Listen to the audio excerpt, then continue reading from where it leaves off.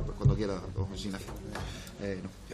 Aquí, lo tienes. Bueno, muchísimas gracias por permitirme participar en esta comisión. Antes de nada quería anticipar que todo lo que voy a hablar aquí es a título personal, es decir, son mis propias valoraciones y por lo tanto no responden a una institución, sino a mi propia valoración de lo que es esta propuesta de ley por iniciativa popular de prestación de ingresos mínimos. Bueno, digamos que voy a tratar de ser breve. Digamos que comparto completamente la motivación que está detrás de lo que está persiguiendo, por así decir, esta medida, ¿vale? Pero como pondré hincapié a lo largo de mi presentación, creo que la medida pues tiene tres problemas de diseño en cuanto a los incentivos, que lo que podría ocurrir es que o bien el coste fuera excesivamente elevado o que se desvirtualizara un poco los objetivos que persigue. Como decía, bueno, la motivación está clara, acuerdo a los datos oficiales, no voy a entrar a valorar más que son datos oficiales, pues España siempre está ocupando una posición que no nos gusta ver en cuanto pues a índice de pobreza, porcentaje de trabajadores que viven por debajo del umbral de la pobreza. Siempre España en las estadísticas está por debajo. Más preocupante el caso cuando hablamos de los niños, también aparece por detrás, solo tiene peor índice de pobreza en niños Turquía e Israel.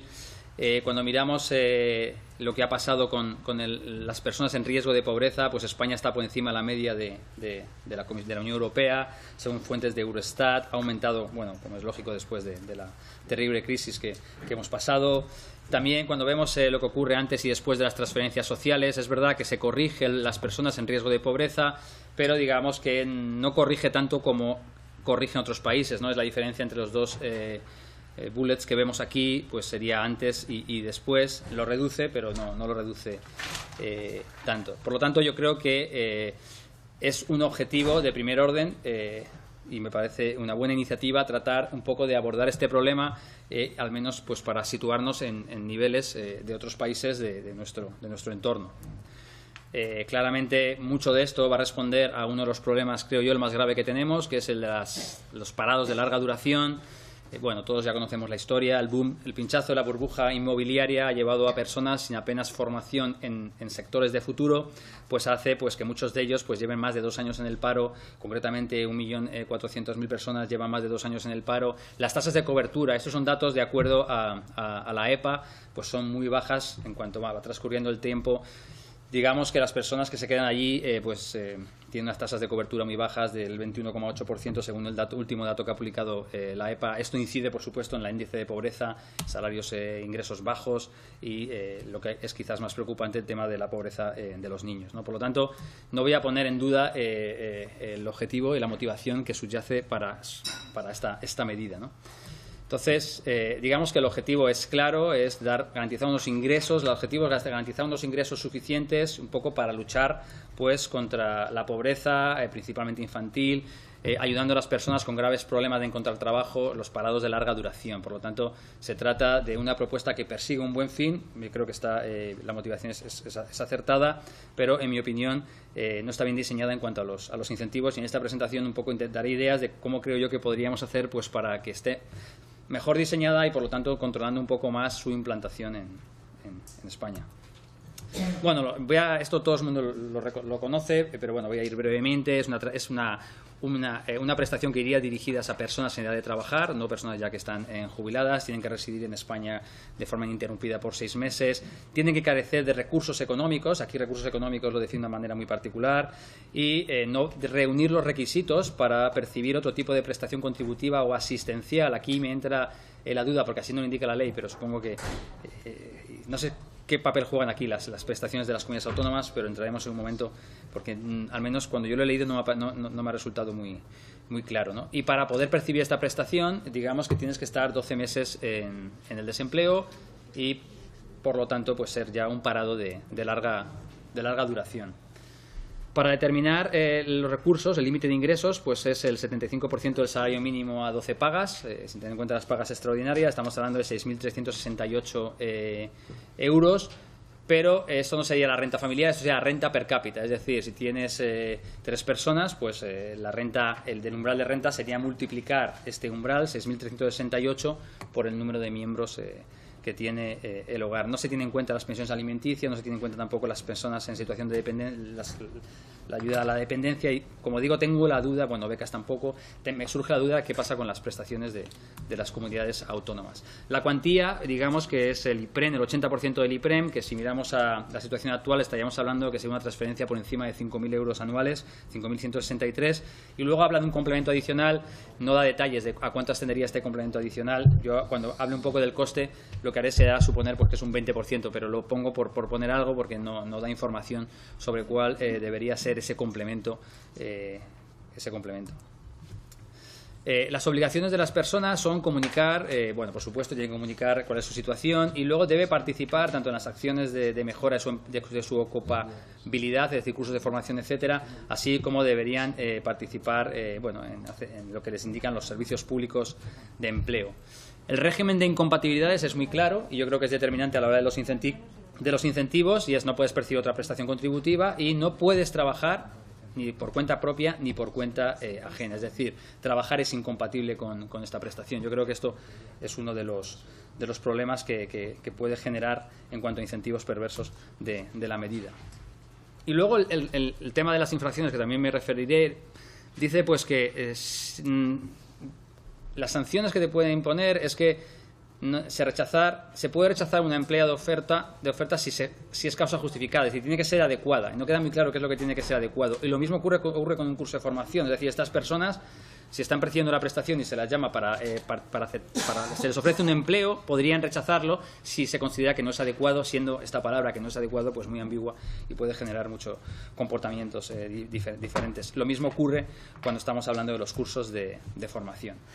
Bueno, el primer problema de incentivos que uno encuentra es que, en principio, lo que yo tenía entendido es que las comunidades autónomas tienen la competencia de la asistencia social, los programas también tienen detrás suyo también las políticas activas y, por lo tanto, no sé, no soy un constitucionalista, aquí gente lo sabe, muchos letrados lo saben mucho mejor que yo, no sé, hay un problema de competencia de las comunidades autónomas, supongo que no, pero yo me he molestado un poco el tiempo en coger y ver un poco qué tienen las distintas comunidades y la verdad es que me he quedado sorprendido porque todas tienen algo parecido, sorprendentemente todas le llaman de forma distinta, parece como que intentan buscar nombres distintos. Ingreso mínimo de solidaridad, que lo tiene Andalucía y Castilla-La Mancha, renta mínima de inserción, que lo tienen 3 comunidades. Digamos que incluso los nombres que les ponen a las prestaciones son distintas y, digamos que eso está ahí. Es verdad que son prestaciones muy diversas, de distinta cuantía, de distinta forma, de distinto tiempo, de distinta duración y, por lo tanto, digamos que tienes este problema, ¿no? Que ya está esto ahí en marcha. Entonces, si tú introduces esto, primero, aquí hay 2 preguntas. Yo no sé qué papel juegan. Yo no sé si el papel es que si ya tienes una de estas prestaciones de las comunidades autónomas no tienes derecho a pedirlo. Si es así, creo que no está bien especificado en la ley. O si lo puedes pedir, pero te pueden complementar con la de la Seguridad Social de forma subsidiaria, ¿no? Hasta alcanzar el nivel que se estima, ¿no? Del IPREM del 80%. En cualquier caso, aquí hay un problema estratégico, porque si yo soy una comunidad autónoma y sé que si gasto el dinero en dar una prestación, como estoy haciendo ahora, el Estado no se la da, pues ¿para qué la voy a hacer yo? Que lo haga el Estado y, por lo tanto, este dinero que yo me ahorro que puede emplear en otra cosa. Yo creo que al final, y si esto fuera así, es decir, que es el Estado el que acaba financiando la prestación y las comunidades autónomas la acaban beneficiando, yo creo que volvemos a perder la corresponsabilidad, no quería decir fiscal, he puesto social, pero es fiscal, se pierde corresponsabilidad fiscal. Es decir, a mí me gusta que, de alguna forma, el que se encarga de dar la ayuda, pues sea también el que se ocupa de financiarla. Entonces, yo creo que no sé si esta medida, yo creo que para empezar debería diseñarse conjuntamente con las comunidades autónomas, es decir, juntarse todos, ver lo que ya están haciendo ellas, ponerle, por favor, el mismo nombre, porque además puede tener cierto sentido que se haga con cierta coordinación entre las comunidades y el Estado central, sin jugar estratégicamente, sino diseñado de forma conjunta, tanto en la financiación como en su gestión, porque además muchas personas pueden querer moverse de comunidad autónoma y el hecho de que tenga que sea un poco coordinado a nivel central, pues puede facilitar la movilidad. Es decir, pues yo estoy en una comunidad autónoma y quiero ir a otra comunidad autónoma porque creo que allí voy a encontrar trabajo, yo me puedo llevar mi prestación para poderme mover. No es que si me muevo la pierdo porque cambia de jurisdicción administrativa, etcétera. Por lo tanto, yo creo que este es un problema de diseño que habría que corregir. El segundo es el tema de los parados y yo creo que a mí es una cosa que me preocupa, porque al ser incompatible con el trabajo, imaginemos una persona que percibe la prestación de ingresos mínimos, los 5.100 100 euros. Y le ofrece una oferta de trabajo por 5.100 euros más 1 euro. Es decir, el salario que le están ofreciendo, pensémoslo, no pensemos que le ofrecen un trabajo por debajo, sino que le ofrecen un trabajo por encima, por solo 1 euro. Esta persona, que realmente lo que estaría cambiándole la vida es que estaría trabajando por 1 euro. Es decir, con respecto a la situación previa, va a percibir solo 1 euro más, ¿vale? Porque ya no estaría percibiendo la prestación, sino estaría percibiendo el salario, y solo por 1 euro más tiene que dedicarle 40 horas al día a trabajar en su jornada, bueno, en su jornada a tiempo parcial, lo que sea. Por lo tanto, esto es lo que en economía sería como un impuesto al trabajo del 99,9%. Es verdad que al final este diseño hace pues que digamos que no tenga un incentivo a aceptar empleo, salvo que me estén pagando una cantidad muy superior, porque directamente es que estoy dejando de percibir la renta. La solución sería introducir pues una serie de incentivos monetarios y para evitar que sea tan grande, por así decir, por mucho que los servicios públicos de empleo se empeñen en inspeccionar, etcétera, para que la gente acepte los empleos, el incentivo es tan grande a no aceptarlo, pues que al final pues muy poca gente va a querer utilizarlo. Siempre tiene la posibilidad, en muchos países puede trabajar incluso fuera de mercado, pero digamos que uno lo que podría introducir es lo que se llama una negative income tax, un impuesto negativo sobre la renta. Es decir, imaginemos, por ejemplo, que el hecho de yo trabajar no pierdo el 100% de la prestación. Es decir, si yo trabajo, digamos que si yo trabajo por 400 euros, solo me quitan una cantidad de la prestación, ¿vale? Aquí he puesto un ejemplo. Esto es un ejemplo como podríamos pensar en otro. Es decir, si el trabajador, imaginemos el trabajador encontrara un empleo por 6.000 euros anuales, el subsidio, imaginemos que el subsidio fueran 6.000 euros. La prestación de ingresos mínimos fueran 6.000 euros, un poco más alta porque tiene el complemento o lo que sea. Si recibe un salario por 6.000 euros, pues entonces él dice, bueno, si trabajo, si me quitan la prestación estoy trabajando por nada, porque recibo 6.000 euros y me pierden la prestación. Pero si me dejan mantener, aunque sea durante un tiempo, que tenía que ser unos 2 o 3 años, el 50%, pues digamos que no me estás quitando la prestación entera, me estás quitando un porcentaje de la prestación. Yo tengo un gran incentivo a buscar empleo. Es decir, el que la está percibiendo tiene un gran incentivo a buscar empleo. En este caso concreto, el subsidio pasaría de 6.000 a 3.000. Si la persona aceptara un trabajo por 6.000 euros, el Estado se estaría ahorrando 3.000 euros y el trabajador estaría percibiendo 9.000 euros. Por lo tanto, para él sería un gran incentivo de activación y de buscar empleo, que es un poco lo que estamos buscando, ¿no?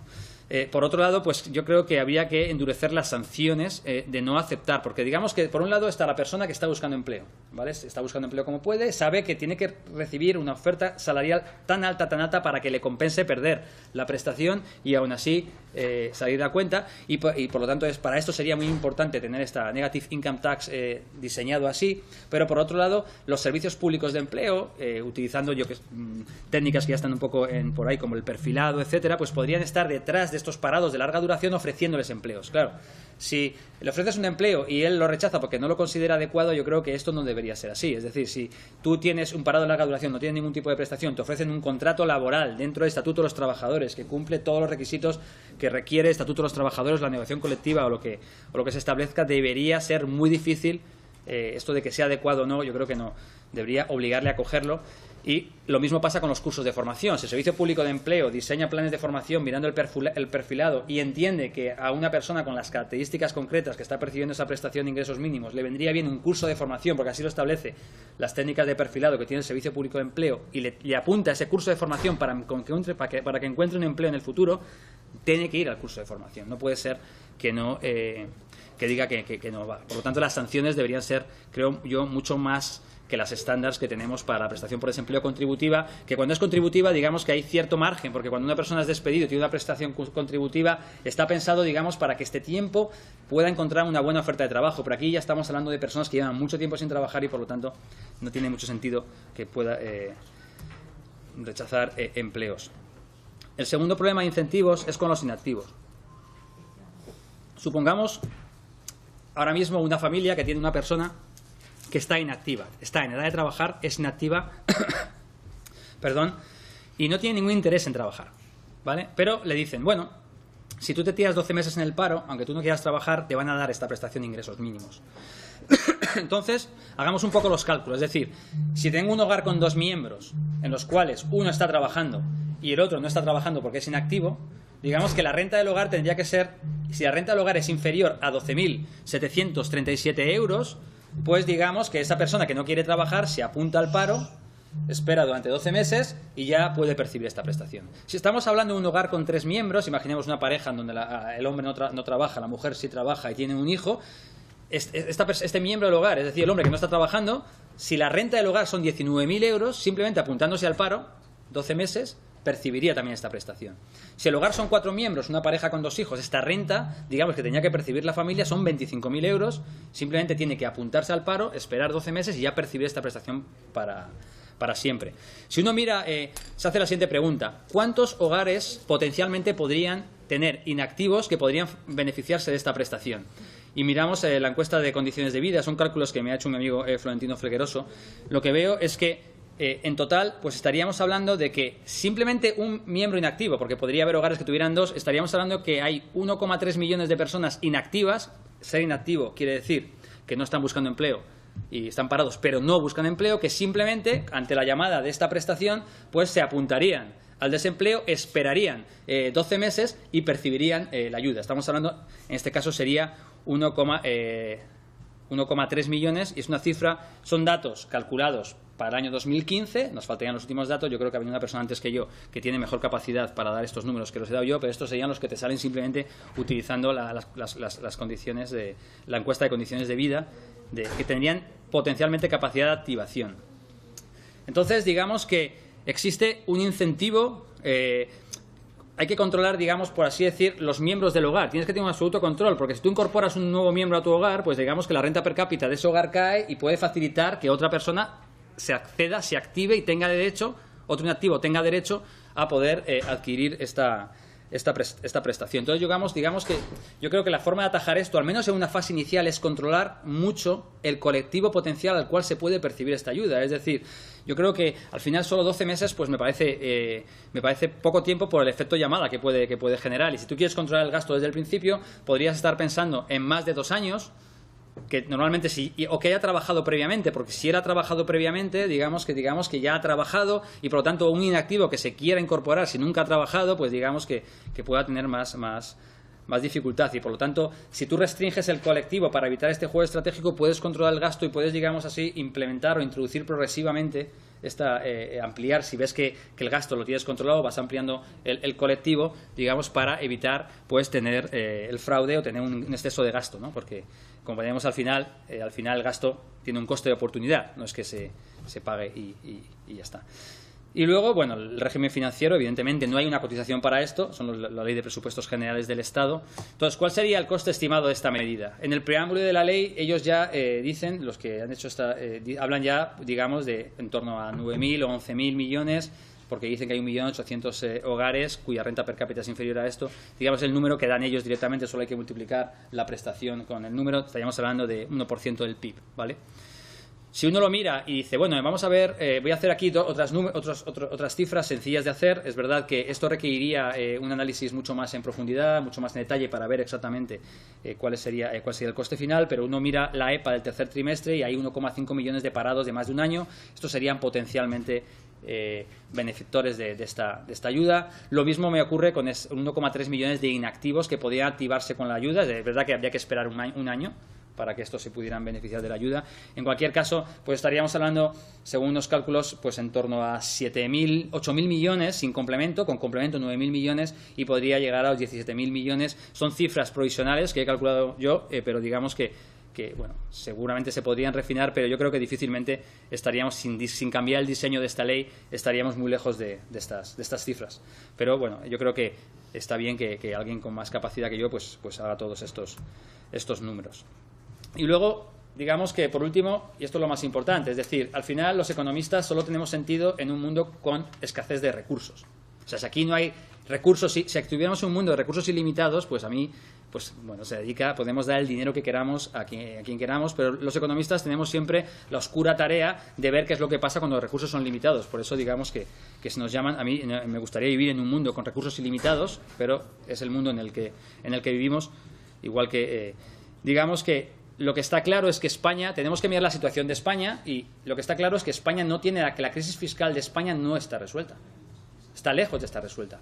Si España está destinando 30.000 millones al año todavía a pagar los intereses de la deuda ha sobrepasado el 100% del PIB, esto hay que pagarlo, tenemos a un déficit, es verdad que estamos cerca de cumplir los objetivos, pero los objetivos que nos han marcado siguen con déficit y, por lo tanto, España no está en una situación, por así decir, las finanzas públicas no están en una situación boyante para poder, digamos, estirar el presupuesto de forma ilimitada. Y luego, lo que es para mí más importante, al final, si yo destino 10.000 millones a esto o 20.000 millones a esto porque lo veo una causa razonable, esto no sale gratis, hay un coste de oportunidad. Es decir, tenemos un problema con la educación, seguimos gastando menos en educación que otros países. La pobreza infantil se puede combatir y creo que se combate mucho mejor desde la educación, con mejores colegios para que le den mejor prosperidad en el futuro, con comedores, dándoles bueno, todo lo que al final cuesta también dinero. Tenemos un problema también con la sanidad, tenemos el envejecimiento que se acerca, también se lucha contra la pobreza mejorando la educación. Entonces la pregunta aquí sería, pues, bueno, que sí, que quizás haya un mejor uso de este dinero, al menos seguro de la parte del dinero que vamos a gastar, desvirtualizando la medida con estos incentivos que estás metiendo, que estás haciendo que la medida, pues, de estar controladita en un nivel de gasto razonable, se le pueda ir a los 17.000, 15.000, creo que ha dicho antes el anterior compareciente, y ese dinero se podría utilizar en otras, desde mi punto de vista, otras prioridades para luchar contra la pobreza mejores que esta renta, que sabemos que en muchos casos la puede percibir gente que no la necesitaba en tanta intensidad. Es decir, la medida propuesta persigue unos objetivos acertados, la lucha contra la pobreza, principalmente infantil, trata de ayudar a personas con grandes problemas en encontrar trabajo, parados de larga duración, pero yo creo que tiene tres problemas de diseño en cuanto a incentivos. Primero, las comunidades autónomas. Hay que involucrar a las comunidades autónomas de alguna forma o de otra. Ellas tienen esta competencia, ellas están gastando dinero en esto y tienen que ser parte de ello. Si no, van a jugar estratégicamente para que acabe pagando el Estado y ellas decidiendo lo demás. Hay que tener cuidado con los parados, pues no les incentiva a aceptar ofertas. No les está incentivando porque es un impuesto. Al final, aceptar un empleo hace perder la prestación, y esto genera que sea un impuesto al trabajo altísimo. Hay que controlarlo también, digamos, por el tema de que tiene que haber sanciones, es decir, que si el Servicio Público de Empleo te oferta un trabajo, lo tienes que aceptar. Tienes que controlar los miembros de la familia que pueden entrar, porque de repente un nuevo miembro entra en esa familia o se va de la familia y monta un nuevo hogar, le baja la renta per cápita a esa persona, y si no tiene un estudiante, puede empezar a utilizar estratégicamente para utilizarlo sin ser el propósito inicial de la lucha de pobreza de los niños, de los parados de larga duración. Y hay que tener también cuidado con los incentivos que tenemos con los inactivos, porque, claro, tienden un poco a activarse. Todo ello puede situar el gasto en niveles extremadamente elevados para un país que no ha resuelto su crisis fiscal y que tiene otras prioridades en mente, como mejorar la educación y la sanidad. En mi opinión, se deberían corregir los problemas, como decía, introduciendo a las comunidades autónomas, involucrando a las comunidades autónomas en la gestión y el coste, introduciendo incentivos a aceptar empleos, utilizando un esquema al Negative Income Tax, un poco como he dicho anteriormente, y deberíamos restringir, al menos en su fase inicial, el colectivo de beneficiarios. Yo lo centraría en parados de más de 2 años o parados que lleven más de un año una vez terminada la prestación, porque son las personas que realmente lo están necesitando o tienen mayor prioridad. Todo permitiría que una introducción gradual de la prestación de ingresos mínimos, permitiría introducirla gradualmente, controlando su gasto, permitiendo un mejor uso de los recursos públicos que, como sabemos, son escasos. Esta es mi intervención y muchas gracias. Pues muchas gracias, señor Conde Ruiz. A continuación pasamos a las intervenciones de los distintos portavoces de los grupos parlamentarios. La comparecencia ha sido solicitada por el Grupo Parlamentario Ciudadanos, así que si desea intervenir en primer lugar. Muchas gracias, señor presidente. Señor Conde Ruiz, muchísimas gracias de nuevo por estar en esta comisión, aportando sus conocimientos y poniendo de manifiesto, bueno, sus conocimientos respecto de cada uno de los temas que ha venido a traer. Lo ha comentado al inicio y vuelvo a hacer hincapié, porque creo que es importante, sobre las competencias que realmente la Constitución, y así lo ha dicho el Tribunal Constitucional, pertenecen a las comunidades autónomas, y la directora general de la Seguridad Social, de Estudios Jurídicos, también hizo referencia respecto de la posible inconstitucionalidad de esta ley. Y creo que es importante hacer una ley, hacer un trabajo para que después sea declarada inconstitucional. Pues bueno, creo que no tiene mucho sentido y hay que profundizar en ella y ver cómo se pone. Sin duda es un verdadero drama lo que tenemos en este país respecto de la pobreza infantil, sobre todo y los parados de larga duración realmente lo están pasando mal. Pero con su intervención pues me quedo aún más intranquilo, ¿no? Respecto a el desincentivo de esta prestación para continuar buscando empleo. Yo sin duda creo que la gente lo que quiere es trabajar, tener un trabajo digno, poder mantener a sus familias, poder mantener a sus hijos y, en definitiva, ser ciudadanos felices y que puedan construir un proyecto personal. Pero esto realmente me preocupa porque, como bien apuntaba, los recursos del Estado son recursos limitados, que hay que intentar ser lo más eficientes posibles en su gestión. Y sin duda también es algo que me preocupa también a colación de las anteriores intervenciones, y es que en este país tenemos una amalgama de prestaciones que realmente no terminan de llegar objetivamente a los que realmente la necesitan, y con lo cual esto nos da unas tasas de cobertura muy altas. Y aunque la portavoz del Partido Socialista siempre intente, pues, oiga, no, sí que hay recursos. Bueno, no sé los recursos que puedan haber, porque ¿qué hacemos? ¿Le subimos los impuestos a la clase media? ¿Subimos el IVA a los que compran el pan o pagan la luz todos los días? Bueno, no sé cuál sería la solución. Sin duda hay que darle una solución a los que realmente lo están pasando mal, y tenemos que intentar que esto no ocurra, y que tenemos que intentar priorizar dónde invertimos para que esta gente, estos ciudadanos que lo están pasando mal, no lo estén pasando mal, y sobre todo los ciudadanos de los futuros, que son nuestros jóvenes. Hablaba también de la falta de accesibilidad y en desigualdad de condiciones respecto de las distintas comunidades autónomas o incluso ayuntamientos. ¿De qué manera podríamos intentar ayudar a homogeneizar todo esto? Creo que ha hecho en su intervención también un punto de inflexión respecto de estas ayudas y las políticas activas de empleo. Cómo poderlas conjugar respecto del acceso y bueno, y si realmente, no sé si tiene algún dato sobre las políticas activas de empleo que tenemos en la actualidad, el resultado que están dando, o si realmente tendríamos que centrarnos un poco más, también detenernos un poco y estudiarlas y ver de qué manera son más eficaces. Para nosotros creemos que es muy importante. No sé qué político dijo ya hace un tiempo que el dinero no es, los recursos dinerarios del Estado no son de nadie. Pues sí, son de los ciudadanos que lo pagan, ¿no? Y lo que tenemos que tener son buenos gestores.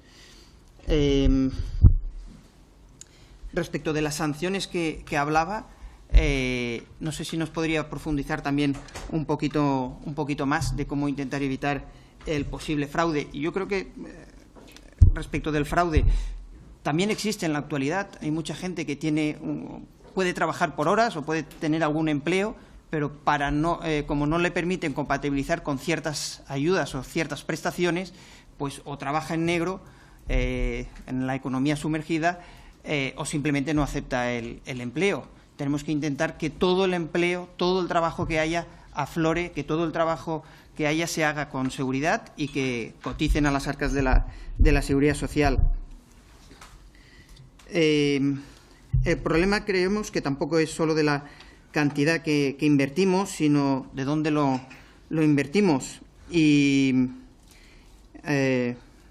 suspendemos también en cuanto a la transparencia de las políticas activas y en cuanto a los resultados de la gestión. ¿Qué podríamos hacer también en este sentido? Muchísimas gracias. Muchas gracias, señor Cano. Grupo mixto, no veo a nadie. Grupo de Esquerra, tampoco. Grupo del PNV, disculpo de la ausencia. Por el grupo de Unidos Podemos, En Común Podem, En Marea, la señora Franco. Muchas gracias. Le quería dar las gracias por su exposición. Nos alegra escuchar estas opiniones y bueno, lo tendremos en cuenta a la hora de seguir haciendo nuestro trabajo como legisladores, y creemos que hay que seguir esta línea de garantizar los derechos sociales de la mayoría de la población. Para eso es para lo que nos eligieron 5 millones de ciudadanos de España, 5 millones de españoles y españolas. Sí me gustaría hacerle referencia y recomendarle un estudio de Axel Mars y Hans Peters de 2004 sobre una lotería belga que daba 1.000 euros mensuales durante toda la vida a las personas que lo ganaban, y de ese estudio se concluyó que nadie dejaría su empleo. Yo creo que hay que confiar en nuestra población cuando se dice que, y no solamente en nuestra población, sino también en los expertos, cuando dicen que la gente quiere trabajar, que la gente quiere trabajar. Y también habría que confiar en los estudios de ciertas entidades sociales cuando dicen que hay una gran parte y muy preocupante de la población, también de la población inactiva, que está en situación de pobreza. En concreto, le digo, un 25% de las personas inactivas son pobres. Y también, le quería dar las gracias de verdad por todas sus opiniones, y las tendremos en cuenta para seguir trabajando en el marco de la legalidad de la Constitución española, que también nos remite a que protejamos los derechos sociales, en el marco de las instituciones europeas, que también nos hablan de que tendríamos que garantizar más los derechos sociales, en concreto el Comité Europeo de Derechos Sociales. Y nada, de nuevo, muchas gracias por su intervención.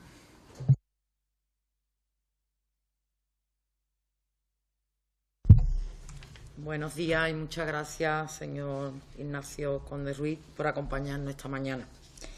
Para el Partido Socialista, la preocupación mayor son los 13 millones de personas que se sitúan en nuestro país en riesgo de pobreza. Por eso estamos aquí hoy, porque un país que el 27,9% de su población vive en riesgo de pobreza, hay que poner encima de la mesa soluciones, y soluciones que sean factibles. Y soluciones donde confiemos en nuestros ciudadanos y ciudadanas que lo están pasando mal. Hemos visto como una crisis económica, y lo han dicho otros compañeros, durante largo tiempo, además de los cambios legislativos llevados a cabo por el Gobierno de la Nación, sustentado por el Partido Popular, ha dejado a nuestro país en una precariedad laboral en la que muchas personas se han visto desplazadas del mercado laboral y que hoy son casi inaccesible llegar a un puesto de trabajo. Estamos hablando también de que ha nacido el trabajador pobre. Estamos hablando de que se está cebando el riesgo de pobreza entre trabajadores que trabajan a tiempo parcial. Estamos hablando de un 24,3%. Este verano ha sido el culmen en cuanto a contratos que han durado apenas una semana. La gente está entrando y saliendo del mercado laboral.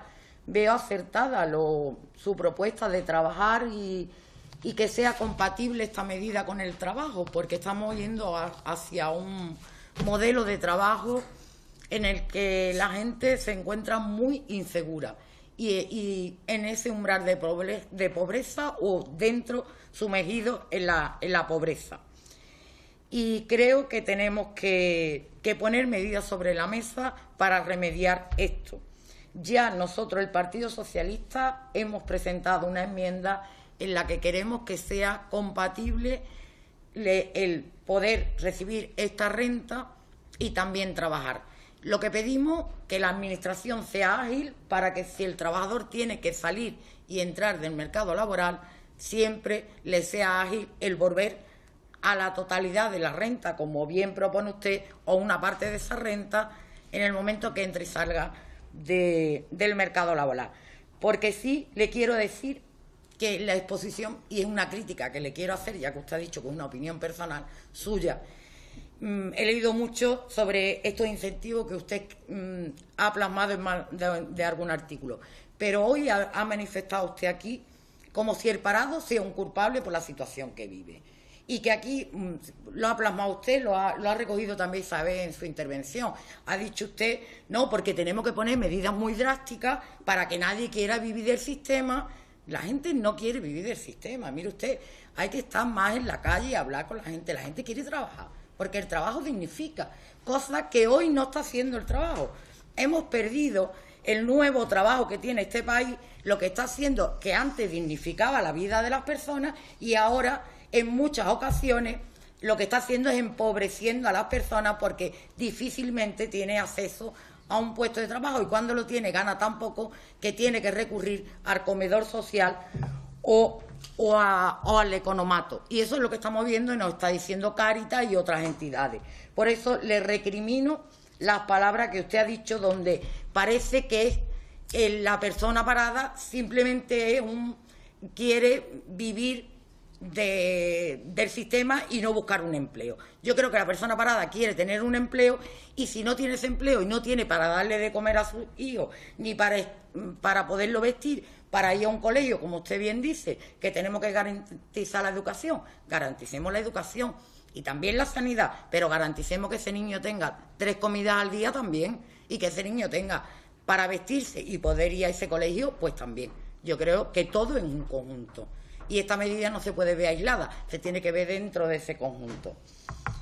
Porque el fraude, el Estado tiene que buscar herramientas para que ese fraude no se dé, pero no culpabilizar al parado. Creo que eso es un error, porque todos nos están diciendo que si endurecemos los requisitos, realmente esta renta no llegará a la persona que realmente lo necesita.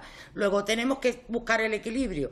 Y yo creo que si apostamos por esta medida tenemos que apostar porque las personas que hoy están en riesgo de pobreza o están inmersos en la pobreza salgan de ahí y que tengamos ciudadanos de primera en todos los lugares de España. Y yo le pido, ¿por qué plantea usted como pregunta? Primero, ¿por qué plantea la renta solo para parados de larga duración y no como una renta universal? Segunda pregunta, ¿piensa usted que este modelo haría que saliera a la luz mucha de la economía sumergida o nos encontraríamos con más economía sumergida? Y luego, poner en marcha esta renta, ¿ha pensado usted o ha estudiado qué sistema buscaría para que nadie se nos quede en el camino desde del modelo que tenemos ahora mismo al nuevo modelo?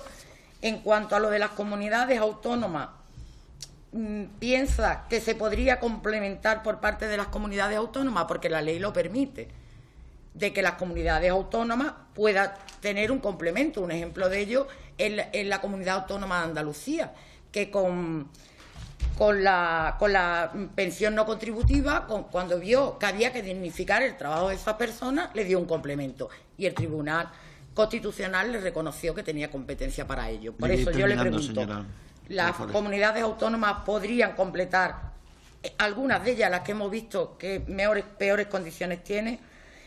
Y por último, una reflexión. Si hemos perdido 40.000 millones con la banca, ¿cómo no nos podemos permitir entre 9 o 12.000 euros que puede costar esto al Estado español? Millones, perdón. Así que muchas gracias y espero que me contesten mis preguntas. Muchas gracias, señora González. Y finalmente, por el Grupo Parlamentario Popular, la señora Alberto. Sí, gracias, presidente. En primer lugar, me gustaría agradecer la comparecencia al señor Conde Ruiz y la exposición que nos ha hecho sobre la renta mínima. Yo creo que queda fuera de toda duda su experiencia académica y profesional y algo muy positivo como compareciente, que es que tiene experiencia de gobierno al haber trabajado en la oficina económica, ¿no?, del gobierno del expresidente Rodríguez Zapatero. Mi intervención va a ser breve y va a consistir básicamente en trasladarle una serie de cuestiones en relación con lo que nos ha expuesto hoy aquí y en relación con el contenido de un artículo titulado Cuarta Revolución Industrial y Renta Mínima con Incentivos, publicado por usted y por don Carlos Ocaña. En este artículo usted afirmaba dos cosas. La primera, que el coste de esa renta mínima sería muy elevado si se aplica como tal. Ya nos ha trasladado en su comparecencia, en su exposición, el coste aproximado, pero no cómo se financiaría, qué impuestos habría que subir para sufragar esto. La segunda, la alternativa que usted propone en este artículo es rediseñar el estado de bienestar. En este rediseño que usted apunta, ¿qué partidas del gasto social habría que suprimir para hacer esto viable? Yo me imagino que usted ya sabrá que esta medida solo se ha puesto en marcha de forma muy limitada y experimental en tan solo 2 países, Finlandia, con apenas 2.000 personas, y en Canadá, ya que Suiza rechazó esta medida en referéndum. Estos 3 países tienen en común que cuentan con un PIB por habitante bastante superior al de España. En este contexto, me gustaría saber si usted cree que es responsable plantear esta medida de forma inmediata y para toda la población, como propone el Grupo Socialista y Podemos. Usted afirma en su artículo, y creo que con razón, que esa medida, tal y como se plantea, tiene efectos muy desincentivadores sobre la oferta de trabajo. En términos más técnicos, produciría un muy elevado impuesto marginal sobre la renta para los trabajadores que encontrasen empleo. Esto es así, y si fuese así, usted propone un impuesto negativo sobre la renta para corregir el efecto perdón, me he trabado con una palabra, lo cual constituiría un coste adicional a los recursos públicos, posiblemente un coste casi tan alto como el que supondría la propia renta mínima. Entiendo del planteamiento de su artículo que esto implicaría más subidas de impuestos, creación de impuestos nuevos o recortes en otras partidas sociales. ¿Usted recomendaría esta medida como política económica en España, sabiendo que solo se ha aplicado de forma muy experimental en apenas 2.000 personas en Finlandia y en otro país mucho más rico que España? En conclusión, es una medida que entiendo, a raíz del contenido de su propio artículo, que es cara y que implica subida o creación de impuestos nuevos o recortes sociales. Según su planteamiento, tiene fuertes efectos Hoy estoy con la palabra que no me sale. Que solo se pueden corregir con un impuesto negativo sobre la renta, que supone nuevamente una subida adicional de impuestos y un recorte adicional de prestaciones sociales. Y todo esto implantado a nivel nacional, sin restricción, al contrario de lo que han hecho países mucho más ricos que nosotros, que lo han puesto en práctica de forma experimental como un test piloto con unas pocas personas. En función de todo lo que les he expuesto, me gustaría saber si considera usted viable la aplicación de la iniciativa legislativa popular en los términos en que se ha planteado. Eso es todo. Muchas gracias. Pues muchas gracias, señor Alberto. Y ahora el compareciente, pues 15-20 minutos.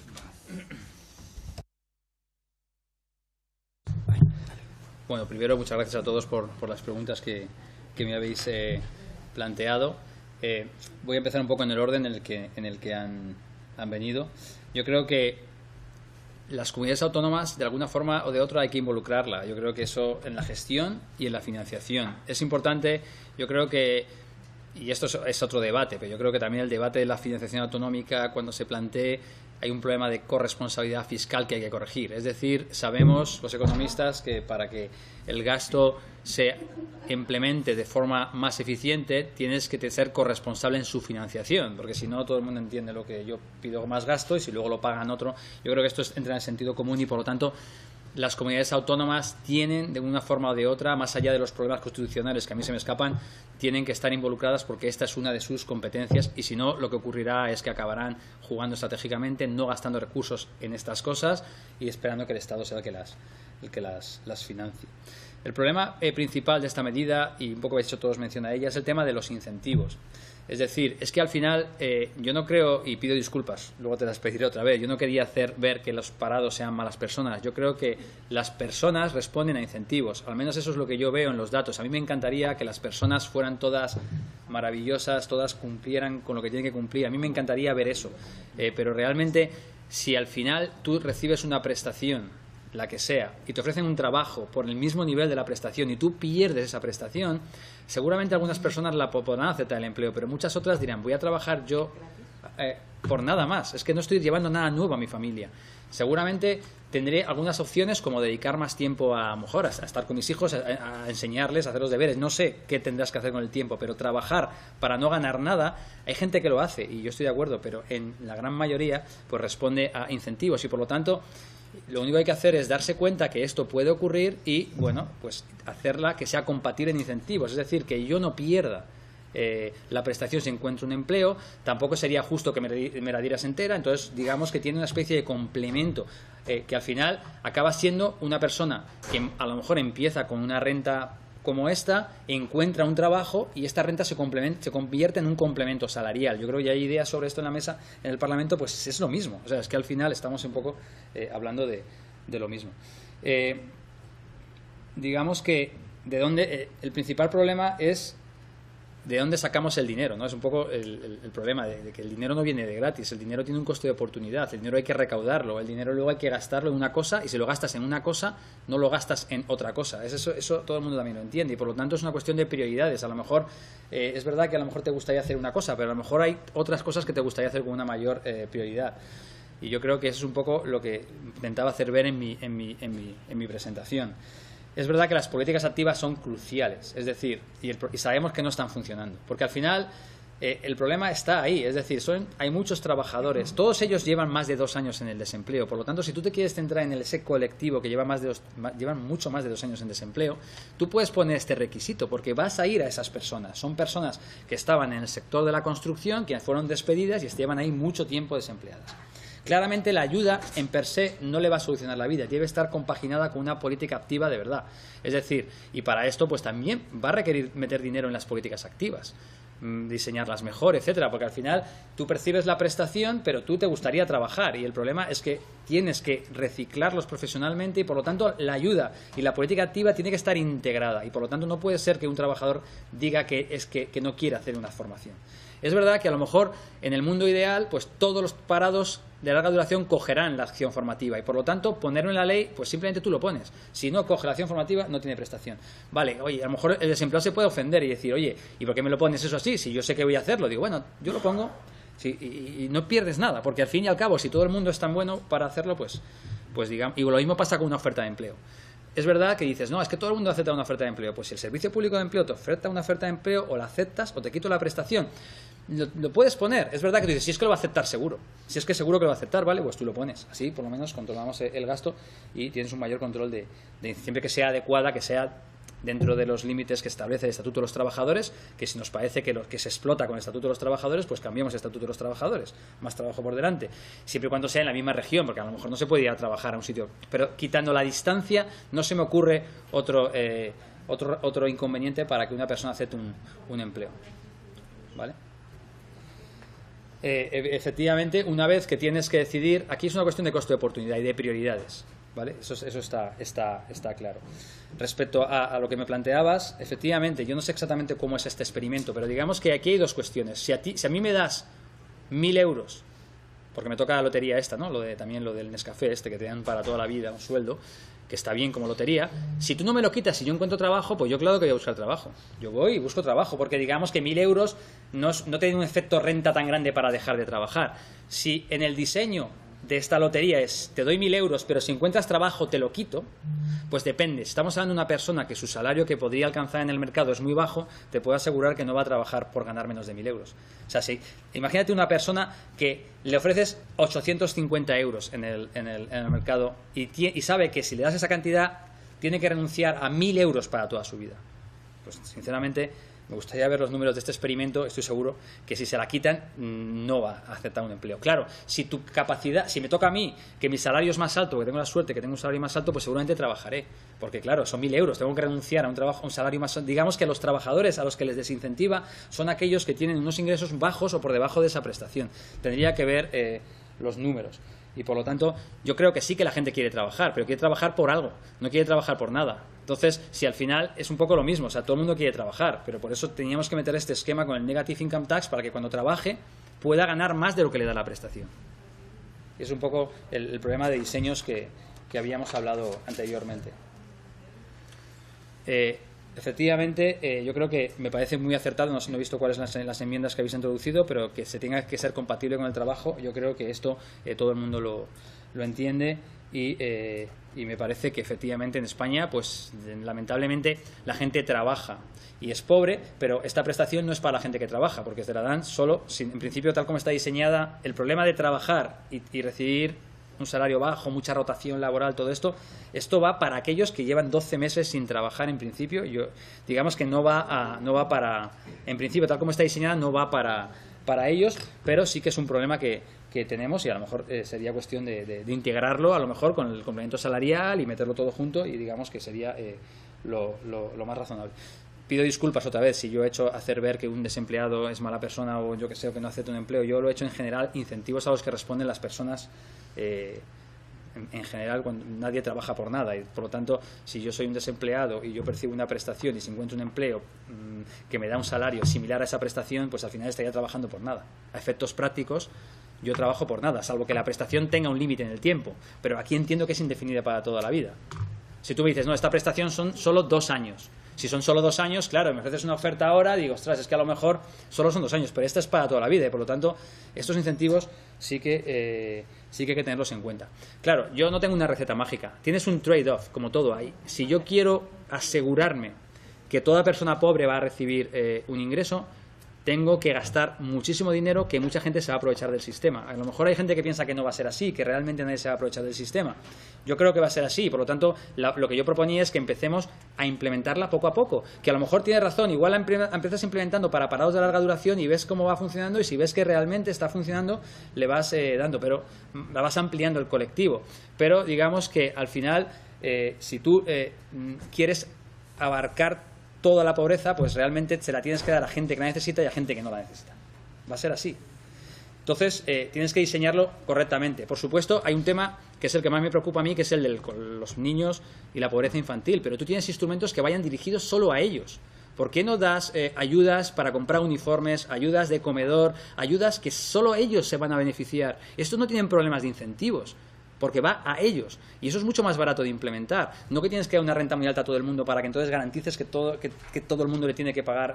Porque eso es que me parece que es un problema súper grave que deberíamos estar luchando contra él, pero puedes diseñarlo más hacia ellos, con ayudas específicas a los niños, en cuanto a los uniformes, a los libros, a las clases de apoyo, porque al final tú lo que quieres es que esos niños salgan de la pobreza. La mejor forma de salir de la pobreza es la educación, buenos colegios, clases de apoyos. A lo mejor no tienen que tener clases masificadas, a lo mejor tienes que gastar el dinero que haya 2 profesores por aula, no solo 1. Digamos que el objetivo de luchar contra se puede hacer de una forma mucho más barata que generalizando una prestación de forma ilimitada y sería mucho menos efectiva. Yo estaba poniendo el ejemplo de parados de larga duración porque yo cuando miro un poco los números veo que son los que realmente están teniendo un problema. Fueron despedidos de la construcción sin mayores ingresos, etcétera, y por lo tanto este requisito que estoy comentando de solo 2 años o haber trabajado en el pasado, a este colectivo me lo coge y por lo tanto es una forma de empezar con un gasto controlado y afectando a ellas. Claro, tú dices, las comunidades autónomas pueden complementar, pero si ya tienes una prestación, pues ¿para qué voy a gastar el dinero en esto? ¿No? Digamos que lo que haría sería... también todo el mundo tiene y responde a incentivos, también las comunidades autónomas como instituciones. No hay dinero, claro. Yo estoy de acuerdo que a mí, de hecho lo he utilizado muchas veces, ¿no? Que se ha metido dinero para sanear el sistema financiero, 40.000 millones. En 4 años ya nos hemos gastado los... bueno, incluso si estamos hablando de 20.000 millones, en 2 ya estaríamos en... Digamos que los recursos siguen siendo ilimitados, es decir, por mucho de que se haya gastado un dinero en una cosa, ahora lo tengo para gastar en una cosa o en otra, ¿sabes? No... Y por lo tanto, solamente quería hacer ver que hay que hacer una forma controlada para que el gasto no se te dispare, lo puedas tener controlado y puedas hacer una prioridad del gasto en otras partidas. Claro, bueno, el artículo, cuando yo escribí ese artículo yo no sabía que esto existía, por lo tanto, cuando yo estaba hablando de renta mínima, la verdad que intuía, pero no era... digamos que aquí, un poco lo que yo veo por ahí es que está la renta básica. La renta básica tal como está definida es plenamente compatible en incentivos, porque se da a todo el mundo. Coges a todo el mundo y dices, usted, por ser ciudadano español, tiene 1.000 euros al mes. Y usted trabaja, sigue percibiendo 1.000 euros. Por lo tanto, aquí el incentivo es máximo. O sea, es que yo ya lo tengo, nadie me lo va a quitar. El problema es que si tú introduces una renta básica de esta naturaleza, tienes que quitar muchas otras cosas. Quitar las pensiones, porque ya le estás dando la renta para que la gasten. Lo que no puedes es pagar por un lado y luego pagar por el otro. Yo no estoy... Bueno, la renta básica, en su concepción teórica, es así. Es decir, se la das a todo el mundo y ya está, para siempre. Bueno, esa es la renta básica tal como la estudio yo, igual hay otra. Pero digamos que... Y esto es lo que... Luego tienes... Claro, variaciones sobre esta renta básica, porque claro, la gente que, desde mi punto de vista además también, ahí es mejor gastarlo en determinados programas como la sanidad, etcétera, que no dar esta renta básica. Y luego estás hablando ya de una renta de ingresos mínimos, que ya no es la renta básica universal, sino que es un poco la renta que está definida aquí. Esta renta pues como intento hacer en la presentación, yo creo que si no tienes en cuenta todos los problemas que he mencionado, de problemas de incentivos, sobre todo no reduces mucho el colectivo al principio, pues va a ser un gasto que podrían ser, pues me voy a quedar con lo que me han dicho que ha comentado el presidente de la AEDEF de 15.000 millones, pero es un gasto en una situación en la que tú no tienes resuelta la crisis fiscal y donde tienes otras partidas de gasto que pueden ser prioritarias. Desde mi punto de vista lo son, porque quiero ayudar yo creo que, por ejemplo, el tema de la educación es clave, la pobreza infantil es clave, pero no se lucha la pobreza infantil dándole una prestación a todo el mundo. Se puede hacer de una forma más target, mejorando sobre todo lo más importante, mejorar la educación, porque al final si el niño es pobre y está en un mal colegio, va a ser pobre de mayor, mientras que si tú consigues que ese niño pobre pues pueda ir a una escuela con garantías, con clases de apoyo que cuestan dinero, que no son las que tenemos ahora, etcétera, con buenos comedores, que le puedas financiar los libros, le puedas financiar las cosas, pues ese niño a lo mejor consigue estudiar, consigue salir de la pobreza y consigue hacer la auténtica movilidad social, que es la que un poco yo creo que nos debería preocupar a todos. Por lo tanto, un poco este era simplemente mi punto. ¿Nos lo podemos permitir? Bueno, pues siempre podría renunciar a otras cosas. Con peor educación, con peor sanidad, con peores pensiones, por supuesto te lo vas a poder permitir. Pero difícilmente vas a meter esta cantidad o aumentando mucho los impuestos, pero también te hace falta no solo aumentarlos para financiar esto, aumentarlos para mejorar todo lo que he dicho anteriormente, y por lo tanto yo creo que la estrategia aquí sería introducirla de forma gradual para ver cómo va funcionando y cómo se va desplegando en paralelo a otros programas de apoyo más específicos que podrían ayudarnos a evitar estos problemas de pobreza infantil que creo que también nos preocupan a todos. Pues muchas gracias, señor Conde Ruiz. Y esperamos al siguiente compareciente, que se producirá la comparecencia a partir de las 13 horas. ¿Y viene ahora? 13 horas, sí, está convocado a las 13 horas. Viene ahora Carlos Usías, el presidente de la red de la EPN.